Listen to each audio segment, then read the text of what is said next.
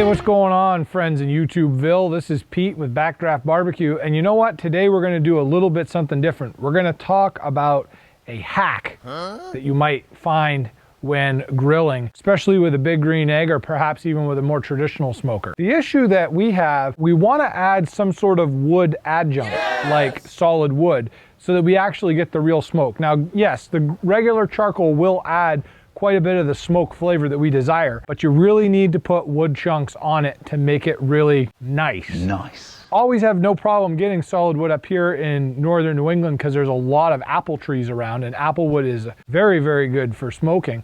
However, sometimes in the wintertime, supplies get a little slow. We have to go a different route. So I was in one of the box stores the other day and I happened to notice this. I happen to notice that these bags of wood pellets have become very, very popular because of the Masterbuilt, Pit Boss triggers. These pellet-fed smokers seem to really work well, and these pellets have become very, very popular. So with that being said, what would happen if I put these on top of already lit charcoal? No! God, please, no! Instead of the oh so precious solid wood chunks that I may not have at my disposal, because I can always buy these. And yes, I can always buy bags of wood chips as well, but I think you get a little bit more bang for your buck with these. Let's find out if it actually works. So for this test, what I'm gonna do is light the egg so that I have some good coals, and then I'm gonna put the chips on it to see how it performs to traditional wood chunks.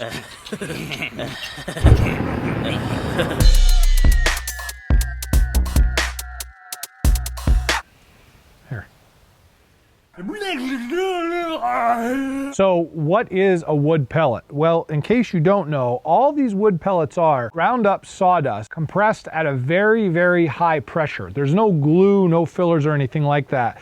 They're literally just held together by force. They're extruded through a metal die. And I actually heat my house with these for the most of the year when it's really cold. And they do work really, really good. I got my egg behind me here. It's lit. I've got some pretty good white coals. Let's put some of these on and see what happens. All right, let's add some of these on.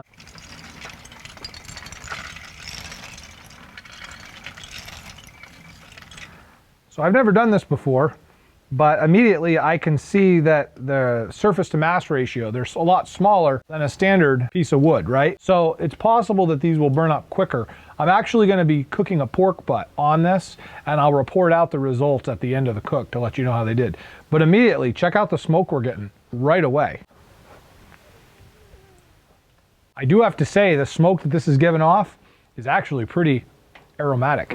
So just to understand how an actual pellet burns, if you were to take a pile of those and put them in a campfire, they just smolder and smoke. They wouldn't really give off any BTUs. They're just compressed sawdust. So in a pellet stove, when it's running, there's a fan that actually blows air, just like a leaf blower, on the fire to keep it going. Without that, these pellets don't really burn. That's why I'm so interested in wondering if these will give off smoke like I think they're gonna for cooking, instead of having to use chips and chunks. Because they don't burn very quickly just because of the nature, this may actually be a really cool thing. We'll have to find out. I'll see you in a couple hours after we're done cooking this butt. Hold on to your butts.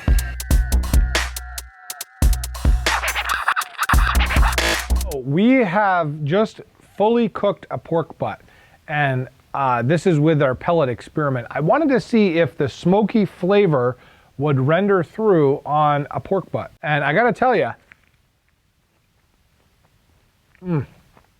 wow. The smoke is right there. You know, I was a little worried that the pellets would burn up too quickly because the mass ratio is a little smaller than a normal chunk of wood. But if you're cooking correctly on a big green egg and you add the chunks of wood, you're only gonna get smoke for a little while. You know, you won't see smoke throughout the duration of the cook. That was the case with these pellets. Although I will tell you, when I started with the pellets, they came on really hot and heavy. I had a lot of smoke up front, but the smoke seemed to last a little longer than normal. And I can tell you the flavor profile on this is very, very good. It's smoky and it's right there. Now? I gotta get in on this. You know, if you have teenagers in your house, you'll understand what's going on here. They're pigs and they eat you out of house and home. Okay, that is actually pretty smoky, pretty amazing. Big Mo was here, he'd be Certified smokeified. So I will tell you this, if you're gonna try the pellet option, I say it's a 2 thumbs up. Because the smoke flavor's there. The meat is not acrid and disgusting tasting, but there you can really taste the smoke.